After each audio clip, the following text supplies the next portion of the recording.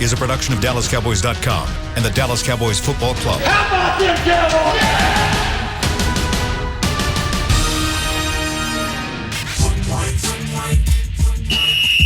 Let's go, baby! Are you ready for a break? Yes. Are you ready for a break? Absolutely. Ready for a break? Yeah, and so much for that. It's time for The Break on DallasCowboys.com. We were on the break! With Nick Eatman, David Hellman, Ambar Garcia, and Derek Eagleton. It is Friday, August 20th, 2021, Season 17, Episode number 11. Welcome to the latest edition of The Break, live from the SWBC Mortgage Studios at the Star. Got Dave Hellman and Nick Eatman with me for a rousing 45 minutes of Cowboys talk on a Friday, heading into the third preseason game for the Cowboys. What are you doing over there? LFG. I'm excited. Yeah. That's not what it looked like. Let's go. Okay. What did it look like? I'm not going to say, but Ooh.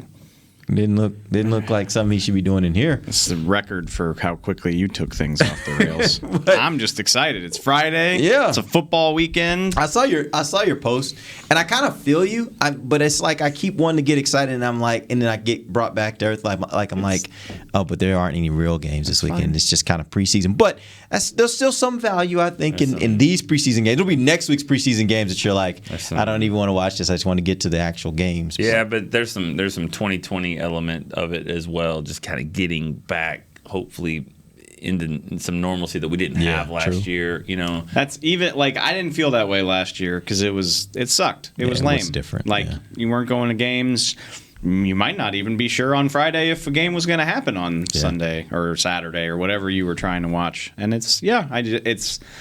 I love that feeling of waking up on Friday and you're like, the heavy lifting for the week is done and there's going to be football on all weekend. Yeah. And it's just, if you're traveling to a game, it's even more exciting. It's just the best. I have never been that guy that says, oh, this game, fourth game, third game.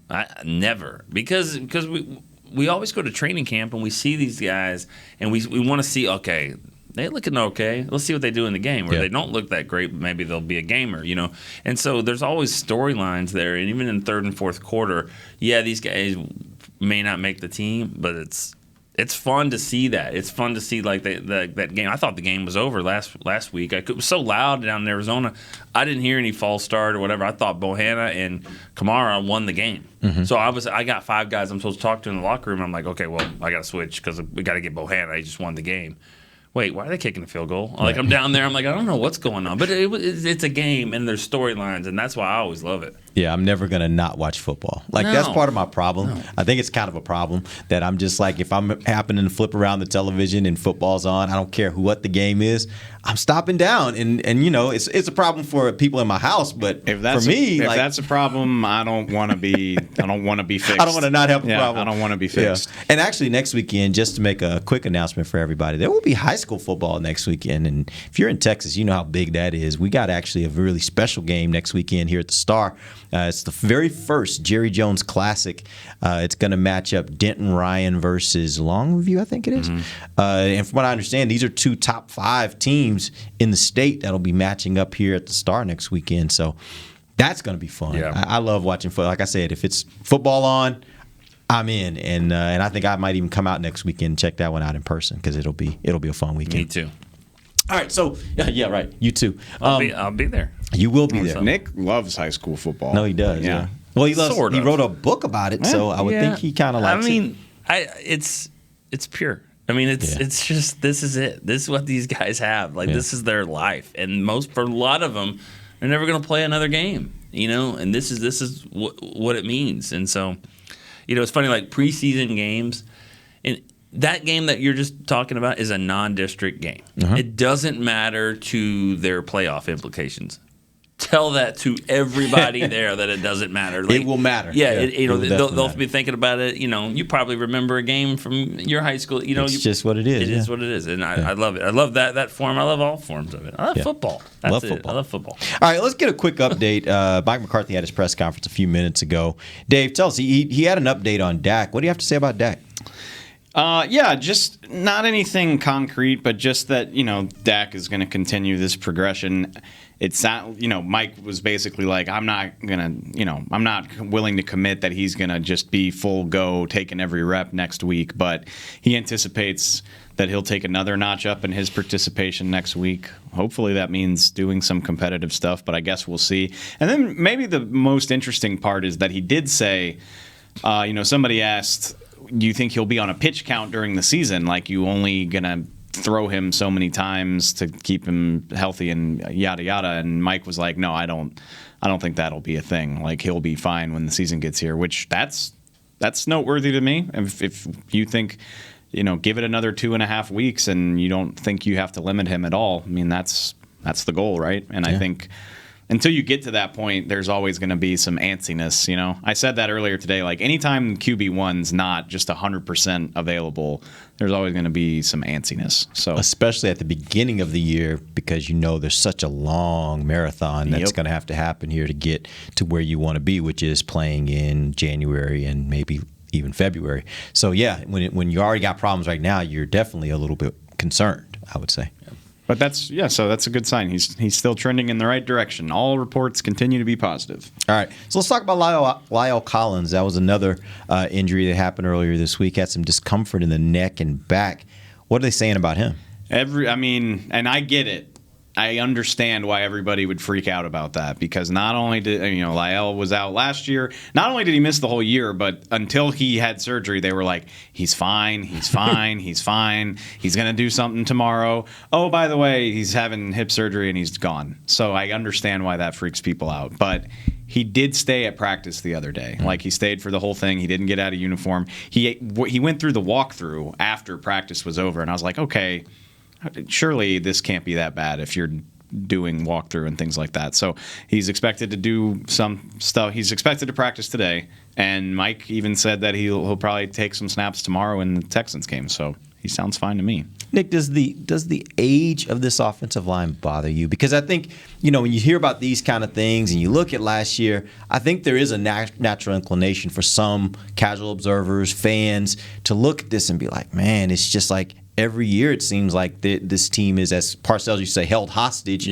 by the health of the offensive line. Yeah, I mean, I'm not going to just say the age bothers me, but what the age represents is more wear and tear, more of these things come up, and it's hard to kind of go back into you. It's hard to think there'll be a time when it's like, man, Tyron went through the whole year, no issues at all. I mean, it's not a knee. This is a neck, back, shoulder, elbow.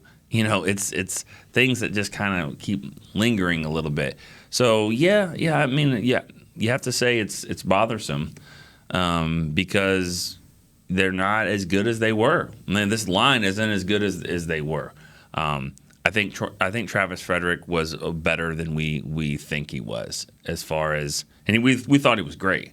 But I think he was even maybe better than that, just because of the glue of being in the center of the line, making the calls. He was really good. Like, you weren't beating him a lot. We didn't even think about snaps, really. Now we're kind of looking at it a lot more. He was just a solid. I don't even like saying solid because he was an all-pro. Yeah. But I mean, he was just the perfect centerpiece, if you will, to that line. And I think it's gone downhill since then. And then with you tack on the injuries as well, and they're just not as reliable as we've seen them in the past. Yeah. All right, let's move on to one other transaction the Cowboys made. Hunter Nicewander was waive injured.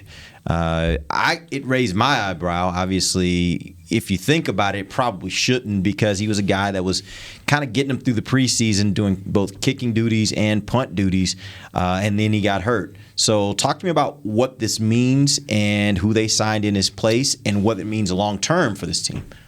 If anything. I don't really think it means anything long term. If any, we talk about this a lot, of like our idea from the outside, fans and media, sometimes is completely different than what they think. And what I mean by that is, Hunter was pretty good last year for a guy that came in off the street, and everybody was like, okay, maybe he can compete to be the long-term answer. And so like all through the offseason, we were like, there's going to be a competition for the punter job. Clearly not. Like clearly John Fossil from the get-go was like, thank you for your contribution, and you will be shown the door at some point. Like that is the body language going all the way back to the spring of how they felt about that. And that's fine. Oh, I was trying to. Are you going to pronounce the guy's name? It's Liram Hajrullahu. There you go. Hajrullahu. Hajrullahu. Okay, so the J is silent. As far as I'm aware. Okay. I'm not saying I'm definitely right, but I've looked it up, and that's what I came up with. Hajrullahu. He's Canadian by way of Kosovo. He's played in the Canadian Football League for a pretty long time, so I mean he's not not new to this. He knows how to kick. But again, this is a placeholder deal as far as I can tell, because Greg Zuerlein has kicked a few times.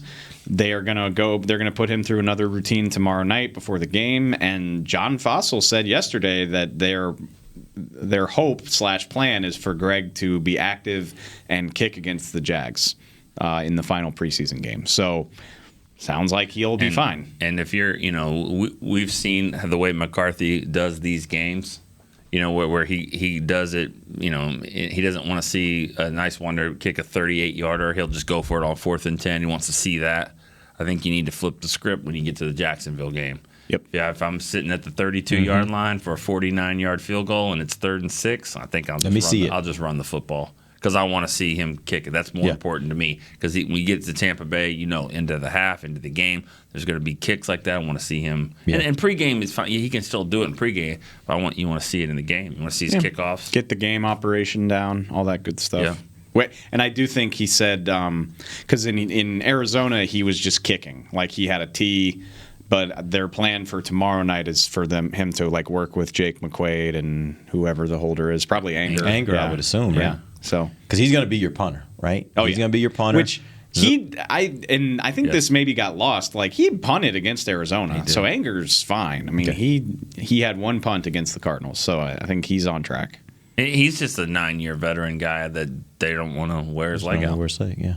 But he's been the holder for Nice Wonder on these, so he's a holder. But I do think, like I said, sometimes we get caught up in a narrative that is just not there at all. And I mean, a lot of people, including me, I thought maybe Nice Wander could compete for something, and they were like, no, we like who we got, and that's what we're going to roll with. That bothers me, honestly, just because this was the first time he's ever kicked was last year punted, and it was a better average than Chris Jones ever had in his entire career. Chris Jones was considered a good to solid punter. And, so I think, okay, he's rookie. He got thrown in here, and, last year was so weird. And then, think, okay, give him a whole camp. He'll be good. But he didn't have a camp. He was kicking. You know what I mean? It's just like saying, hey, you're a wide receiver, but we're going to have you play tight end. And now we're evaluating you as a player because of what we see at tight end, and that's not. Clarence Hill, credit to him, he kind of called that out in the press conference yesterday with John. He was like, you said he was going to have this opportunity to do all this. Like, you didn't really give him a chance to punt while he was here. And Bones said something. It wasn't like the best explanation. I mean, like I said, they knew what they wanted and what they were going to do. I asked him in one of the press conferences in Oxnard too. I asked her about that. Like, is this a competition? He's like, oh, it's definitely a competition. No, it's not. Like, not so much. Win. Yeah. Sorry. Well, the good thing about it for him, though, is he's had some experience here with the Cowboys both last year and during this training camp. I have a suspicion he's going to pop up on somebody's roster because I think that's a valuable thing to have, somebody that can kick and punt, and you can use him in either role, or maybe if you got into a pinch in both roles, right? Yeah. Preferably. And he's not going to embarrass you. Well, preferably punter. Let him punt. He's Hunter the punter, okay? He's not. I get it, but I'm saying he can get out. It's better than rolling out what was a few years ago when the Cowboys got in a pinch. Don't talk about Jeff Heath. I'm just saying, when you got to roll out Jeff Heath to kick a field goal, you'd probably rather do an actual kicker. That was right? awesome. And if I ever do, that's because you love Jeff Heath. Oh yeah, that's part of why I love Jeff Heath. He's like, yeah, I can kick. Football player. I mean, punt, pass, kick. Yeah. You remember the competitions? Oh, you might not, but I remember. Yeah. Well, and it doesn't matter whatever happens if there's ever another edition of If These Walls Could Talk or any other story time, I mean, Hunter Nicewander is going to have a story from me because of that Eagles game when he had never played before, and he's sitting there in the suite with me. This is last year when I think I had the suite to myself, you know, because I'm like, you need to write a whole book about last year for you. I'm sure you got a lot of stories. I'm sure they'll all be cleared. You know, they're like, no, don't do it. Yeah, but that's gonna get vetoed. He comes over and he's got this gym bag, and he's like, hey, I'm Hunter Nicewander. I'm like, oh yeah, you're the new guy, yeah. But Chris Jones is still there. He's like, Chris has been dealing with the back. He's like, do you know if I'm playing today? And I'm like, what? He asked you? Yeah, he goes, do you know if I'm playing? He thinks I just got an official badge. I know what's going on. And I'm like, I don't. Are you playing, like, in the game against the Eagles? And, like, Danucci started. He's like, yeah, they told me to come take the early bus, and none of the other guys are here. I'm on the practice squad, but they say they may sign me if Chris is going to warm up. Do you know if I'm playing? I have my cleats right here. I have my cleats in my bag. I'm like, either I'm playing or I'm just sitting up here in one of these suites. And I'm like, God, this is so weird. I'm like, I don't know, but I'm not the guy to ask if you're playing. I promise you that. Let's figure that out. Let's go down here. I was about to say, you should have offered to go help him figure that out, right? We went down. He found the right guy. Right. Because he was just like, and then he comes back up later and he goes like, I guess I'm not playing. I'm like, I guess not, because there's warm-ups and you're not. Grab a on hot there. dog, man. Yeah, Grab right. a hot dog. It's good. And then I saw him on the plane afterwards. He's like, yeah, I'm not playing. I didn't play this guy. I saw that. I saw that you didn't play. And he was like, I think I'm going to play next week, though. What I'm a cluster, I'm like, man. This is like the, you know, at the gym, at the rec center. Like, I'm not playing. Do I have next? I'm like, no, you don't have next. You're out. This is an NFL game.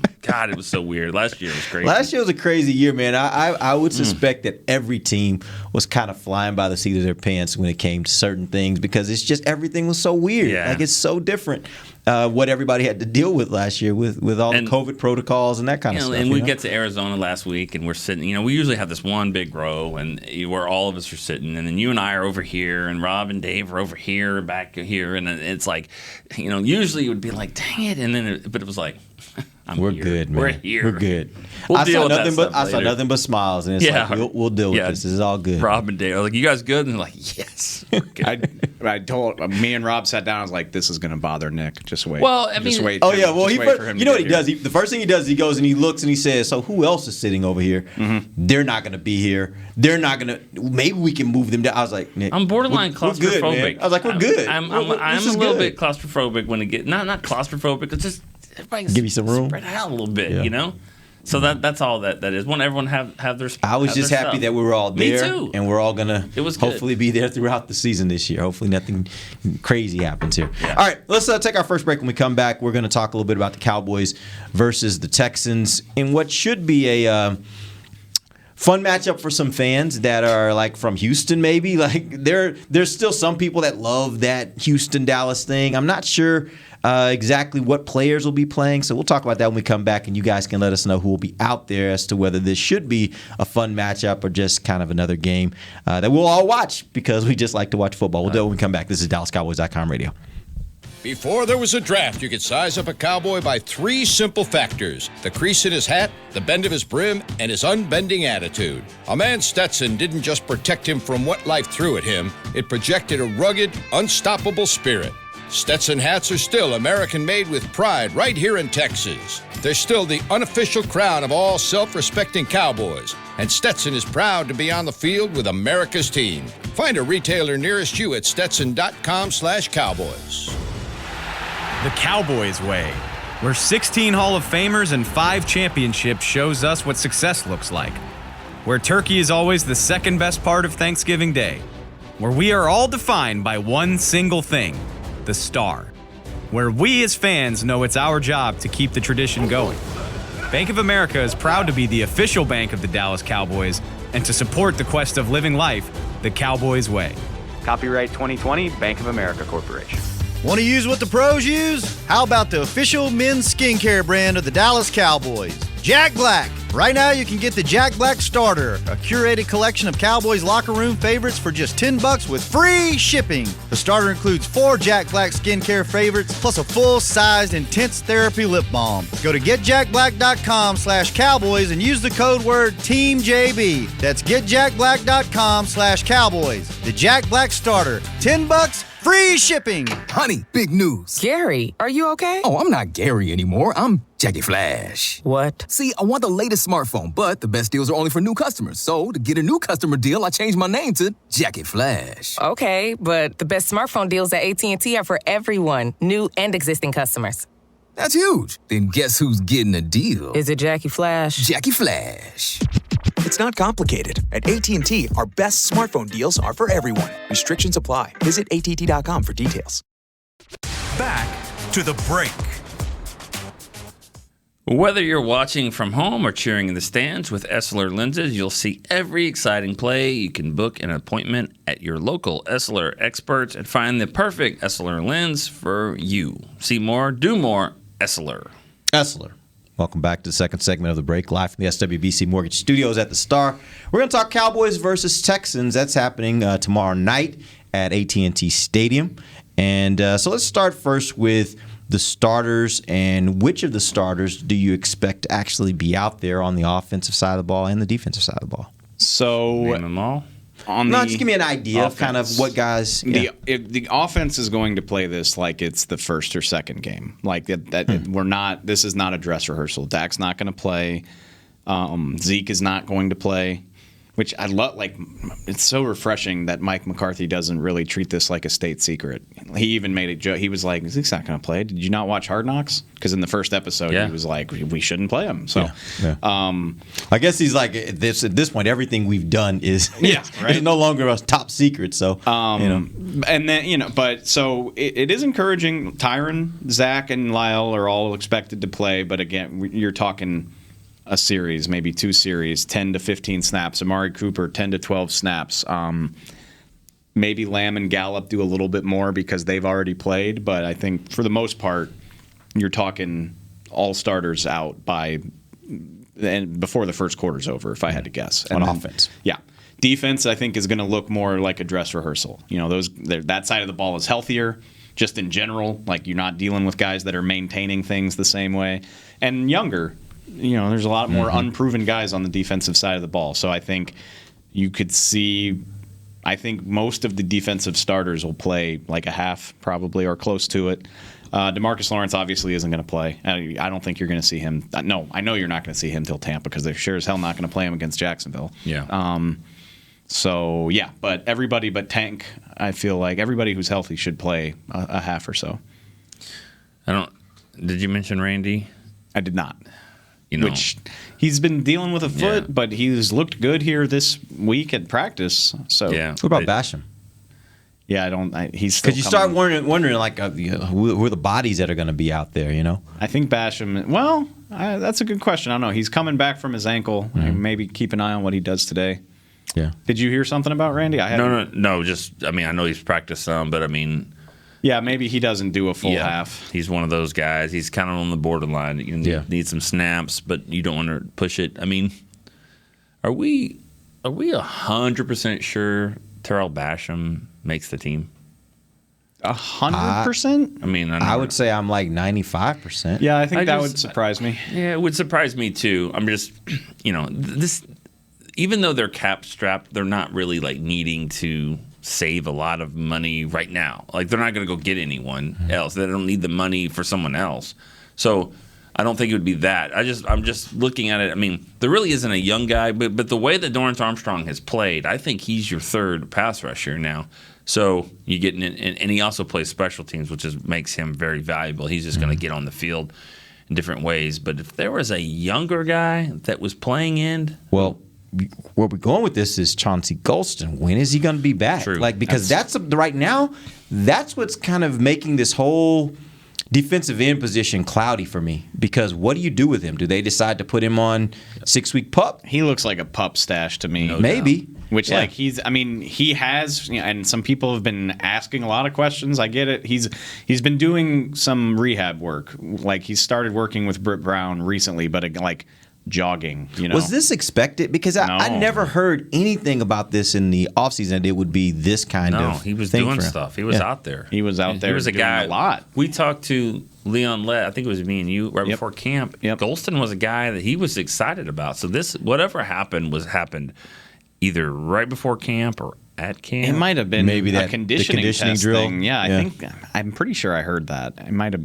I don't remember if it was Golston, so I don't want to say for sure. But not trying to dismiss Basham at all. I'm just thinking things have changed in the development here. I mean, Dorrance Armstrong is getting to the point where I think that they're going to have to play him more. They played him a ton last year. Well, I know, but what Joe Witt said about Maurice Kennedy, that feed the studs. I mean, if you're playing so well that you got to get him on the field. But you probably want 4 ends, right? Right. Yeah. And who's the 4th if it's not Basham? Right. Right. I mean, I'm not saying that.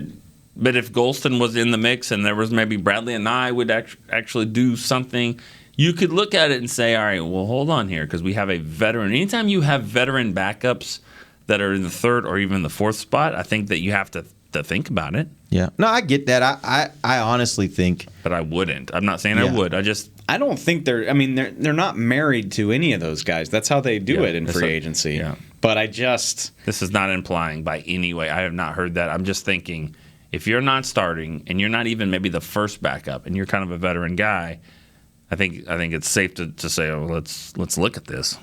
But I just think I don't think Anai's had a better camp than Basham, and Golston. I can't believe that he would be ready. And at this point, you're 10 days from final cuts or 12 days from final cuts, whatever that market. And so I think at this point, I would be surprised if Golston. I think you try to stash him for 6 weeks and get him back a little more healthy and acclimated before you do anything with him. This team also likes Rondell Carter more than fans do and media does. Mm-hmm. The team likes Carter more. I'm not saying than anybody else, but I'm just saying they're high on him.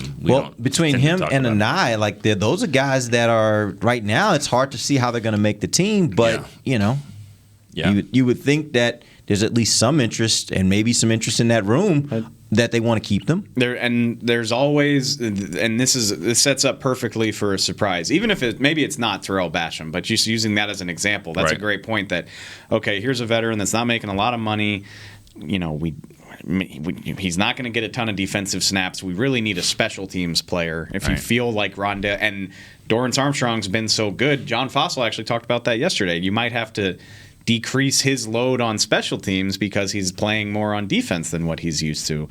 And so in that case, you got to find a replacement. Maybe it could be a Rondell Carter or a Bradley and I. Don't rule out, too, from a pass rushing standpoint, because they're going to have to figure out how to get number 9 on the field.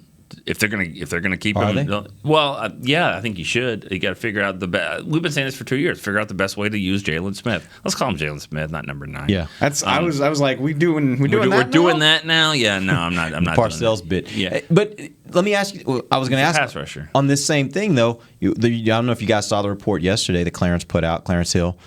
He said that he's expecting that both Jalen and Leighton Vander Esch will be seeing some snaps on special teams in the preseason. Hate it. Is that you hate it? Why do you hate it? Because that doesn't mean that they're going to be good because they're veterans. And Absolutely. So I don't think Jalen Smith would be a great special teams guy. He doesn't run very well for 60 yards. He doesn't. That's not his thing. But I thought straight line running was actually where he's okay. Like I thought he could still run straight line. It's change of direction that's a problem for him, right? Yeah. Well, McLaurin kind of fetched him like 40 yards back. So I know that he's a wide receiver. I know, and it wasn't his fault. It was whoever was. They need to work on that drill. By the way, I don't ever see that drill. They want to really preach turnovers and special teams.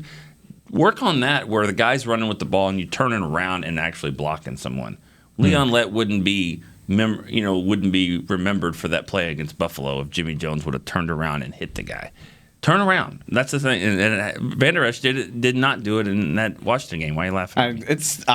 I love your enthusiasm. Because they don't do it. No, I've never thought. I've never considered that they should do a drill where they and you're right and I'm wrong. Like I'm not saying you're crazy. It's just They don't get enough turnovers to make that drill. Yeah, seriously, maybe so. That's like the step one right. It's like the 0-10 team, the 0-10 high school team. That's like, we're going to practice our kneel downs. Like, you're never kneeling down the ball. You guys are always. Yeah, let's focus on getting guys running toward the end zone with the ball before we worry about who's blocking. Alden Smith's touchdown against Cincinnati last year, the entire defense was on a swivel like that. Yeah. Probably like, where are the other guys? Yeah, seriously. Wait, what were we talking? Jalen. We need more Jalen talk. No, okay. I thought that there was a little more nuance to what Fossil said than that. I think it applies to the whole season, which is something that I've been thinking about a lot. Typically, you keep 5 or 6 or maybe 7 linebackers. The back half of your depth chart are core special teams guys because they're big enough to tackle and block, but also still pretty fast. Yep. But this whole depth chart is going to be starter caliber players with all of this rotating. At linebacker. You got 4 guys that you're going to be leaning on to play heavy snaps, which means, like, where are these special team snaps coming from? So I think what Fossil was saying is he did say, he was like, all 4 of these guys have to find something they can be useful at on special teams. Doesn't mean they all have to play every team, but they all got to have something that they can contribute. Otherwise, how do you got to have 46 guys who are doing something on game day. So I thought that was interesting, just that Neal and Parsons as well, all 4 of them need to find a way to be useful, or at least 3 out of the 4 probably. Yeah. And honestly, I think that's the point to make, is that it's all of them. It's not just Leighton and Jalen. Yeah, that makes it sound like them. I just thought it made it sound like Fossil was like, well, these 2 guys suck, so they got to play special teams. And the only way they're going to make this team is if they got to play special teams, which is not the case, right? Yeah. Okay. All right, so here's what we're going to do. Real quick before we go to break, I want each of you guys to give me one bubble guy. One guy that this game is very important for them, whether it is for them to maybe ascend to a starting role or whether it is a possibility of them having to make this game is critical for them. Let's start with you, Dave. Maybe not like critical, because I think they're both going to be on the team, but this Maurice Kennedy and Jordan Lewis. Like, Jordan wasn't available for most of the Oxnard part of camp. Kennedy took that opportunity and ran with it. But Jordan's back as the starting slot corner now that he's healthy, and he's had a couple good days of practice. So if this is a dress rehearsal, I'm curious to see the allotment of snaps. Like, is Jordan going to get the whole thing? When does Kennedy go in, et cetera? And who looks better? Is that job actually up for grabs, or were we just overreacting? That's what I'm looking at. Okay. Yeah, I was going to throw in a backup receiver, but, let's call it what it is. Garrett Gilbert, this is a big moment for him. Even though this is his 3rd game, this is, if they're going to call it dress rehearsal, you're going to have the offensive linemen. If those guys are going to be out there, go get your team in the end zone. I like the things he's done. He's moved the ball a little bit. Get down there and score a touchdown. I think if he can go and do that, and even without Zeke, I think you'll have, without Zeke, though, I still think you'll have your tight ends, your offensive line, your receivers. Go down there and score a touchdown in the first drive of the game. I think if he does that, they may still look at who gets cut and waived and all that. We've already seen a name, Josh Rosen. You're going to see names, but I think if he goes and scores a touchdown, I think it solidifies it. If it's not already solidified, it will be. All right. Here's what we're going to do. We're going to take our final break. We'll come back. We got some phone calls. We got some Twitter questions. And we may even get a little bit of I Get Around going in this final segment. We'll be back. This is DallasCowboys.com radio. Hi, I'm Clint Tillison with United Ag and Turf. Before you can park yourself in front of the game, park yourself in a John Deere and power through your chores.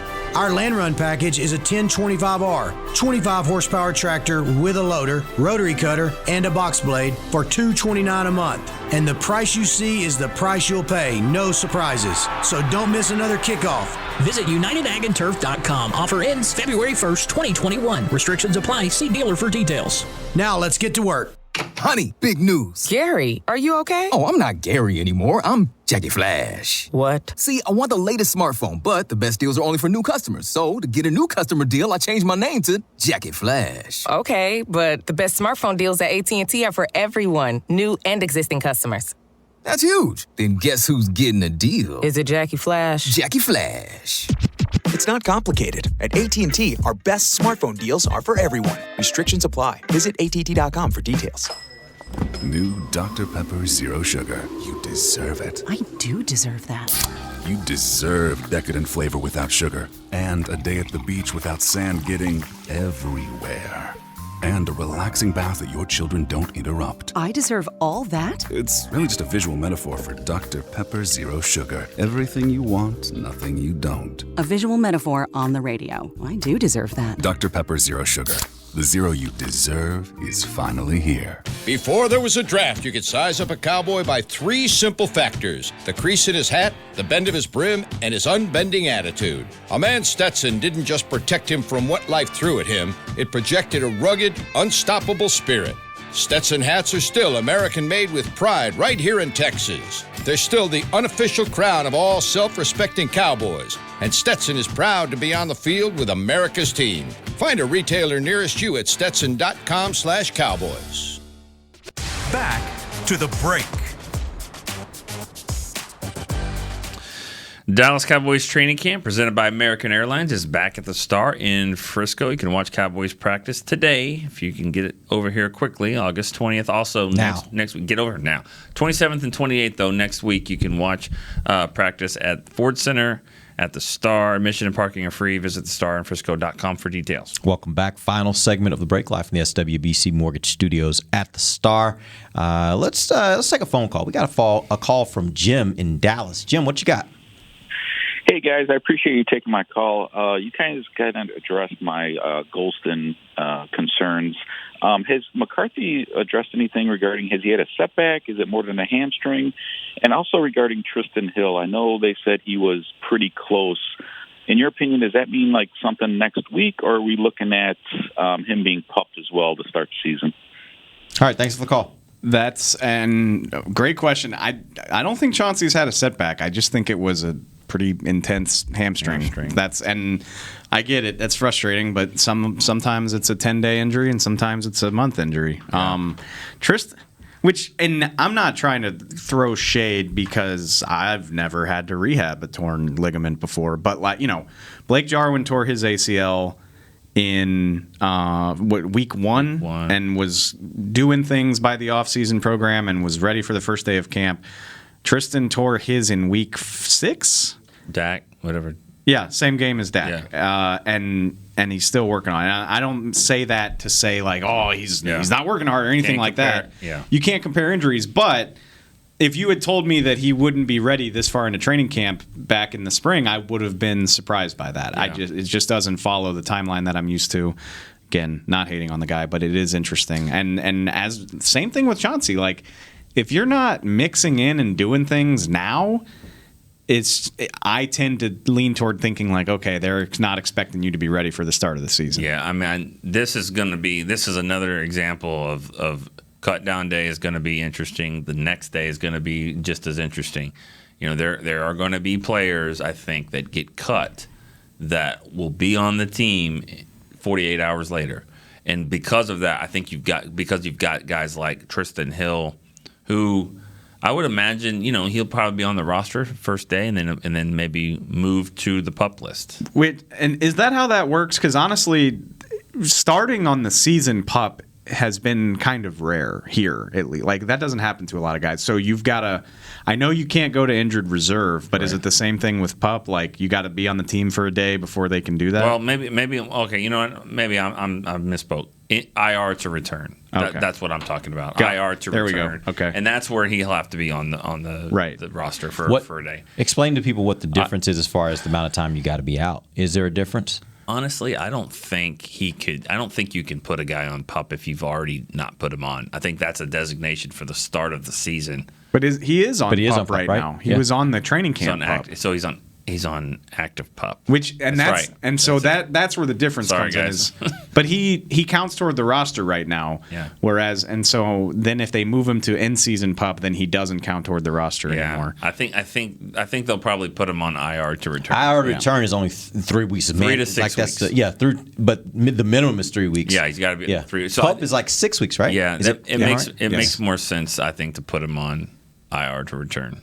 But he's got to start, getting back in there.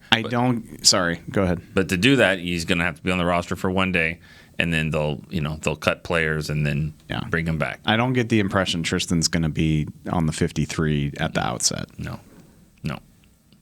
All right. Let's real quick. We'll take a question from Dottel on. He is on Twitter, and he says, "At what point does Kellen Moore get placed on the hot seat with consistent early offensive struggles and bad red zone execution?" 3 years. He's not on the hot seat. He's not on the hot seat at all. They love him here, and maybe not 3 years, but I mean 3 years from now. He's not on the hot seat. Yeah, he's not on the hot seat. Let me ask you a question. Does that stem from the from preseason? I don't care that they bogged down in the red zone when Garrett Gilbert and Terrence Steele are playing. I'm sorry. Ty and Secchi. I think that's the point I was getting to. Is I think a lot of fans probably look at last year and they're like, there were all kinds of offensive problems, but yeah, there were all kinds of offensive problems, and they all stem from the fact that basically you had your second team out there. Two telling quotes. Zeke told us this week that Kellen Moore started training camp. The first thing he said to the offense was the goal is to be number one. The goal is to be the best offense in the league. Mike McCarthy said yesterday that Kellen Moore's relationship with Dak Prescott is the most important relationship in the organization. He was like, I have a good relationship with Dak, but I've told him 100 times, I don't care about our relationship half as much as I care about your relationship with Kellen. And that's why he wanted Kellen to call the plays. He didn't want Dak to change systems. He went through this whole spiel about like the most successful quarterbacks are the ones that stay in a system and get comfortable and thrive in it rather than changing all the time. Mm-hmm. So first of all, that should tell you Kellen's not on any kind of hot seat. Unless he decides to leave, which could happen. Well, for sure. But I'm going to hold Kellen to what Zeke said. If your goal is to be the best, then I'm going to hold you to the standard of if they are not top 5, and Tampa Bay is a different thing, but like after a month of the season or so, if they don't look like they're clicking, then that's problematic, and I'll criticize the hell out of you for it if your goal is to be number one. But let's be honest, there are probably 32 camps where the offensive coordinator walked into the offensive meeting on day one and said, our goal is to be the best offense in the league. They have the personnel to back it up. I get that, but I'm just saying, like that to me, Zeke saying that he said that, everybody's saying that. By the way, it happened in the defensive room, and I don't think any of us think this defense is going to be the top of the league. Yeah, okay, and maybe Mike McCarthy said that yesterday too. He was like, everybody thinks they're going to win the Super Bowl at this time of year. Right. Well, do they? That's at least what they're telling their team. There's got to be at least 6 teams right now where the coaches are watching tape and they're just like, oh my god. But they're not telling their team. No, they're not telling their team. That's okay. Yeah. I don't care. Kellen Moore has the personnel to be the best offense in the league. Yeah, that is the standard. They don't have to be number as of today. Let's say that because that's the thing. Sure. Injuries are an issue. They don't have to be number one, but if everybody's healthy, this should be a top 5 scoring and yardage and efficiency offense, and that is the stand. That's what I expect. So. But play better in the first quarter of games, and that it does go on the preparation of the team, the offensive coordinator, all that. They need to come out and have better opening drives. We've seen it in the past where they have been really good at that, and it sets the tone for the entire game. So they need to do that way better than they've had in the past. All right, let's get a phone call from Javier in Austin. Javier, what up? Hey, guys, how's it going? I'm a first-time caller. I have 2 questions for y'all. One, I was just wondering if there was any update, on DeMarcus Lawrence. I know I guess like the overall vibe of him is that he's going to be ready, for the on the season opener. But I was just wondering if I could get an update on that. And then my second point is, and it's not really a question. On yesterday's show, y'all kind of talked about how how Cooper was still the number one receiver on the team. And although I guess you could say at the time that it's true, I guess my point is, moving forward, could his injury history, prove to be that CeeDee Lamb is now the number one because he is proven, of course, albeit it's been 1 year, to be available for every week. And then I guess my reference for that is, I feel like in the NBA, whereas Kawhi Leonard, for a long time people were saying that he was going to be better than LeBron. He was going to be the best player in the league, day in, day out. But for him, his biggest thing, he's not available every day or for every game. And that's it, guys, and right. I'll just sit back and listen. Thanks for the call. Thanks. Let's talk about that one first. To me, who decide? The Cowboys don't decide necessarily, other than paying them. But in the each game, the defense decides who the number one receiver is, right, not the offense. So they'll let you know what they're trying to do, and who they're trying to take away, and all that. I mean, I don't know. I think it's so close it doesn't matter. But I do think that there's a reason why the Raiders got rid of him. I mean, they just wanted to kind of cut ties with him, and they were maybe fed up with the nagging stuff. It's not major stuff. It's just nagging injuries. We still see it now, and they wanted to part ways with it, and they got a first-round pick for it. And I think both sides would probably say that they're happy with it. I don't think so. You think the Raiders are happy with what they're getting out of Jonathan Abrams?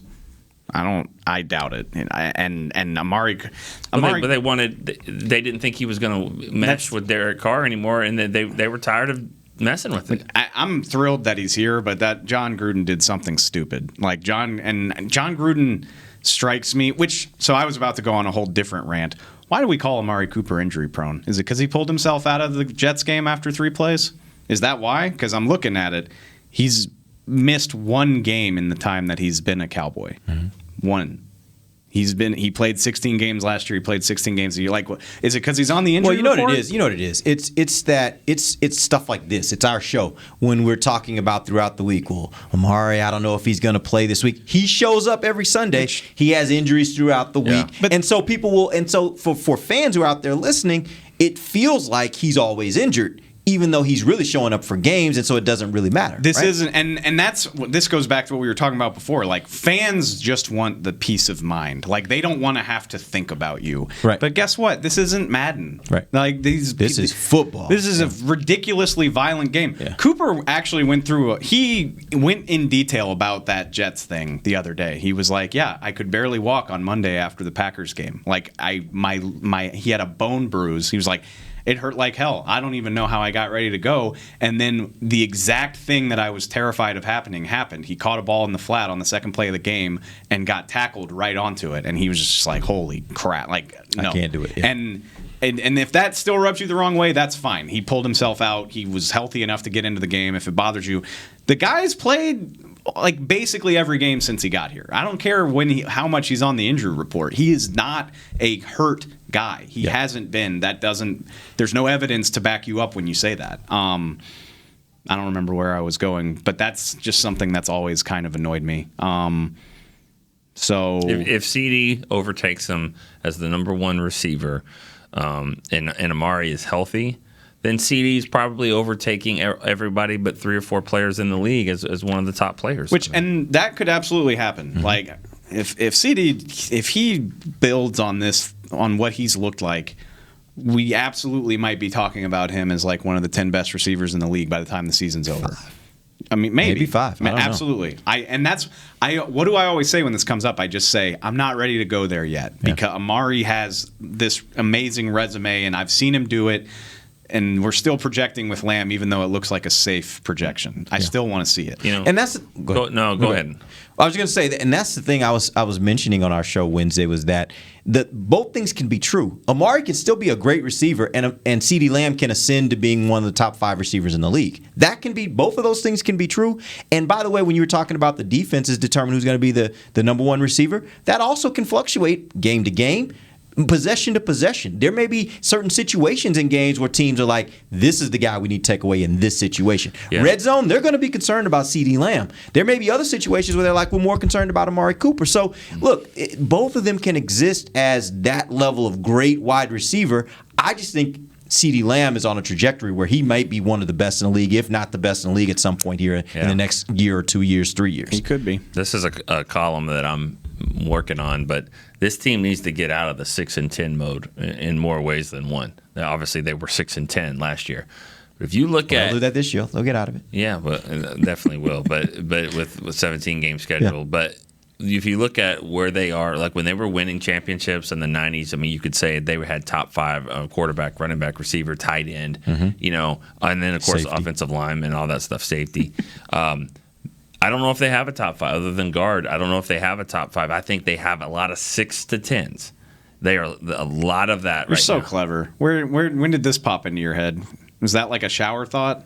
No, that's Well, you do your best thinking in the shower. I do mine when I'm working out. That's my best thinking. Well, no, 6-10 though. And honestly, I just did the 6-10 record reference just now, like 10 seconds ago. But 6-10, I was thinking, I think if you look at the best quarterbacks, we can argue all day long, but I just think Dak is probably right there. Right there. Just like Romo always was, like right about 7 or 8. Like Zeke, right there. Right now, that's where he kind of is. I think that's where Cooper is. Hell, CD might jump in there too. At the tight end, we're not there yet.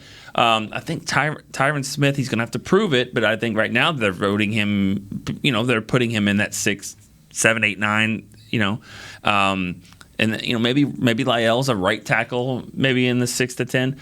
But other than Zach Martin, they've got really, really good players. They need to play like an elite status, and I think if you start winning, you would get there. But they need to get more guys from the 6 and 10 range in the top 5. I'll tell you this: really, the one that's most important is the quarterback. Dak, of course. Because you look at the teams that have a lot of great success.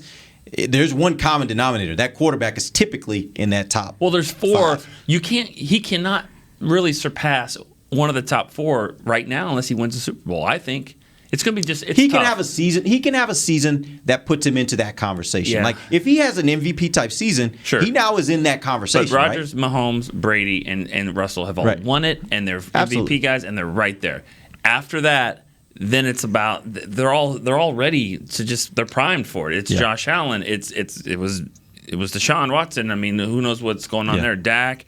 Lamar Jackson. Lamar Jackson. Brady's ruining it for everybody. Yeah, get out of the league. He just keeps playing. Yeah. Like Rodgers is talking about how Rodgers is eyeing retirement. Clearly, he's only going to do this for a few more years. Brady's eyeing Jeopardy. Yeah. But I just think it's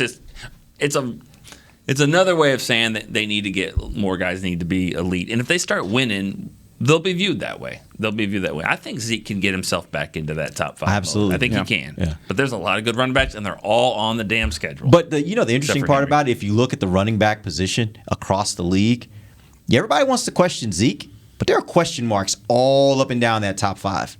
Like there are very few of them that you're like, oh yeah, that definitely. I mean, there may be McCaffrey questions like Kamara and I'm thinking about the guy from Tennessee, Henry. Those two probably have the least questions because they did it last year.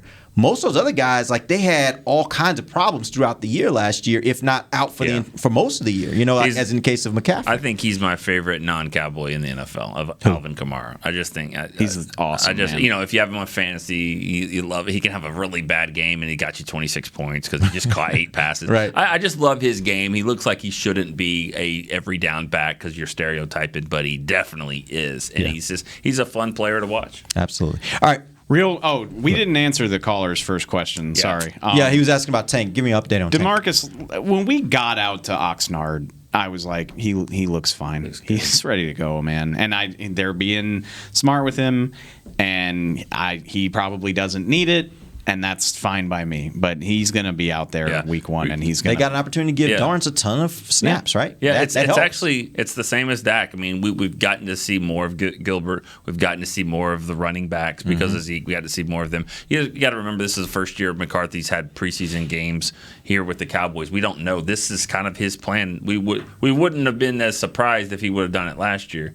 We didn't know his plan with this. His plan is, I saw everybody hurt last year. I'm not taking any chances. And I'm on board with it. And I'm not exaggerating. July 22nd, I saw DeMarcus working out, and I was like, he'll be ready. He's fine.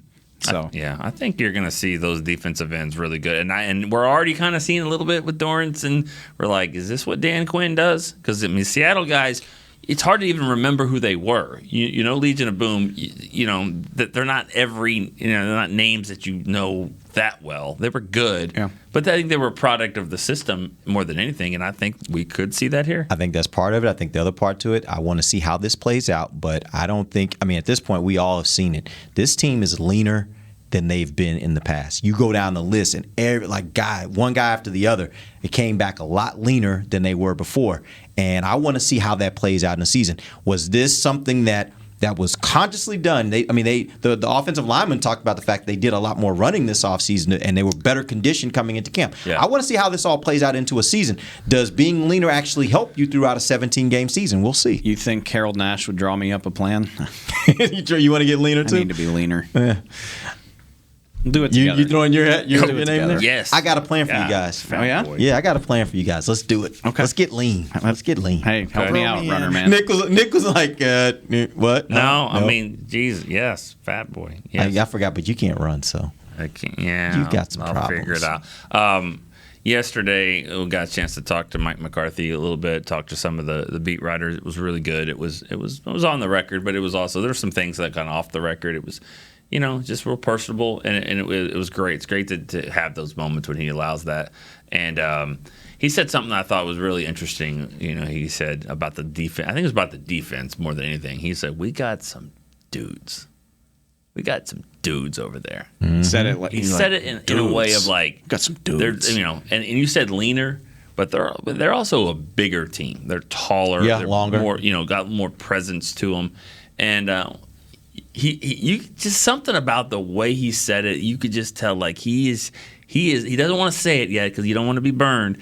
But I think he believes this defense has made a big jump, and they're going to be a physical team that hits people. He also said that he thought the Minnesota game was going to really turn it all around last year. That was exactly how they wanted to play games.